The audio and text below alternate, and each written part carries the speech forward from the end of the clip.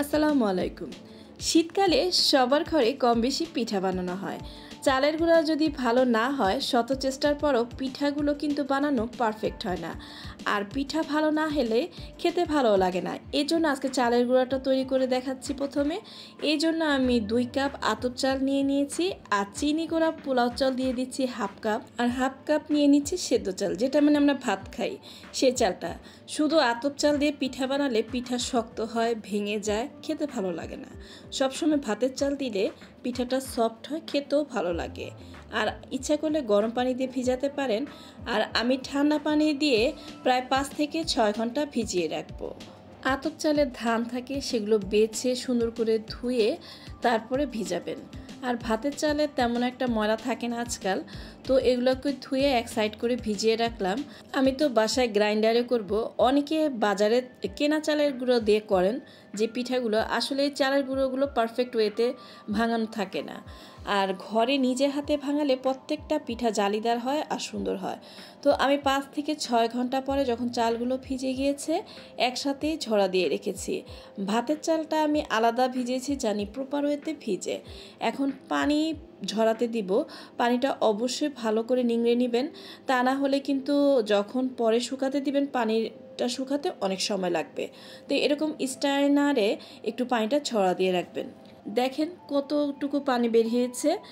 এখন এই যে চালটা আমি শুকাতে দিচ্ছি, ফ্যানের নিচে অথবা যেখানে একটু বাতাস আছে সেখানে শুকাতে দিবেন, কিন্তু রোদ্রে না। রোদ্রে দিলে চালগুলো মুচমুচে হয়ে যাবে, তখন আবার পিঠা পারফেক্ট হবে না।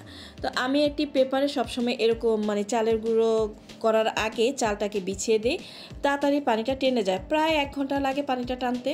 বর্তমানে সবার ঘরেই কিন্তু এরকম গ্রাইন্ডার থাকে, আর অবশ্যই গ্রাইন্ডারটা একটু ভালো পাওয়ারের হতে হবে, প্রায় 700 পাওয়ারের উপরে হলে ভালো, ওয়াটের। তো এভাবে করে দেখেন আমি ভাঙিয়ে নিয়েছি। আর আপনাদের যদি একদম গ্রাইন্ডার যাদের একদম নাই থাকে, মেশিনে গুঁড়ো করে নেবেন অথবা হাতে বেটে পাটায় করে নেবেন। তো যেভাবে ভালো লাগে সেভাবে এভাবে গ্রাইন্ড করে নিতে পারেন। দেখেন আমি প্রত্যেকবার গ্রাইন্ড করার পরে এভাবে চেলে নিচ্ছি, আর একটুখানি সুজির মতো বের হয়। আমি পরবর্তীতে যে চালটা দেই ওইটার সাথে কি করি দিয়ে তারপর আবার গ্রাইন্ড করি। দেখেন এই অল্প পরিমাণে আমি যে ভিজিয়েছিলাম কতগুলো গুঁড়ো হয়েছে। আমি অবশ্য 2 ভাগে ভিজিয়েছি।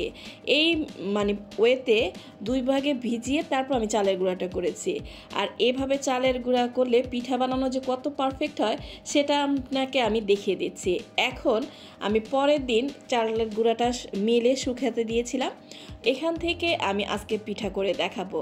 এভাবে চালের গুঁড়া করে ডিপ ফ্রিজে প্রায় 1 বছর মতো সংরক্ষণ করা যায়। আর আমি যেহেতু পরপর পিঠার রেসিপিগুলো করব, আমার এই চালের গুঁড়োগুলো লেগে যাবে।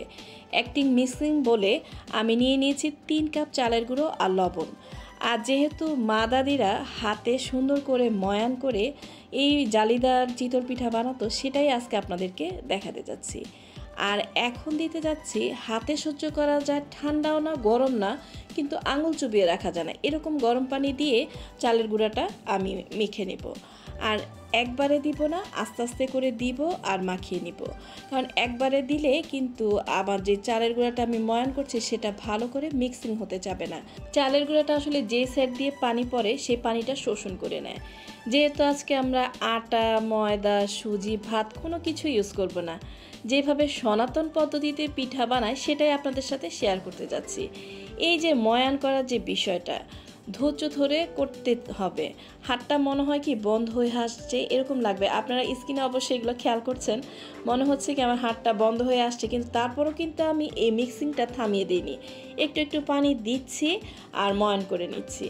যেই পর্যন্ত একটি আঠালো ভাব না আসবে কোনোভাবেই কিন্তু এই মিক্সিং অফ করা যাবে না। হাতের অবশ্য 12টা বেজে যায়, কিন্তু যখন পিঠাগুলো জালিদার হবে তখন কিন্তু আপনার ভালো লাগবে।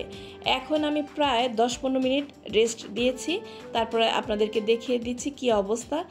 এই যে চালের ভিতরে যে সুজির পরিমাপটা থাকে, আমি যেহেতু গ্রাইন্ডার করব না, হাত দিয়ে এভাবে ডলে ডলে মেখে নিচ্ছি।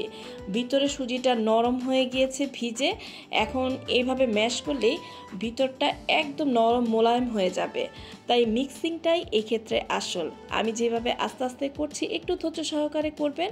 আর যখনই পানি মেশাবেন এরকম গরম পানি দিবেন। একদম টাটকা গরম পানি দিলে কিন্তু পিঠাগুলো নরম একদম যে কেমন জানি বলে না লেটকিয়ে যায়, খেতে ভালো লাগে না। যেহেতু আজকে আমরা ভর্তা দিয়ে খাবো সেহেতু পিঠাটা জানি নরম তুলতলে হয় সেটার চেষ্টা করছি। অনেকে কিন্তু গুড় আর নারকেল দিয়ে খেয়েও এনজয় করে। তো ওইটা আমি পরে দেখিয়ে দিচ্ছি আমি কিভাবে আপনাদের সাথে শেয়ার করব। দেখেন আমি মাখাতে মাখাতে একদম আঠালো পর্যায়ে নিয়ে এসেছি, আর যতবারই ইউজ করছি গরম পানি দিচ্ছি। তো এইভাবে আমার প্রায় 2.5 কাপের মতো গরম পানি লেগেছে। মানে আমি চুলায় গরম পানিটা করে চুলাটা অফ করে দিয়েছি। ওইখান থেকে মানে গরমও না ঠান্ডা না এমন অবস্থা আছে, পানিটা একটু একটু দিচ্ছি আর ঢাকনা দিয়ে ঢেকে রেখেছি। আর এখন এই পর্যায়ে ব্যাটার দিয়ে ভালো করে আবারও মিক্সড করে নিচ্ছি। যখনই পিঠার এই কাইটা করবেন অবশ্যই চেষ্টা করবেন জানি বুদবুদ ফেনা ওঠে, এই বারবার এরকম ব্যাটার দিয়ে মিক্সিং করে তারপরে চুলায় দিতে।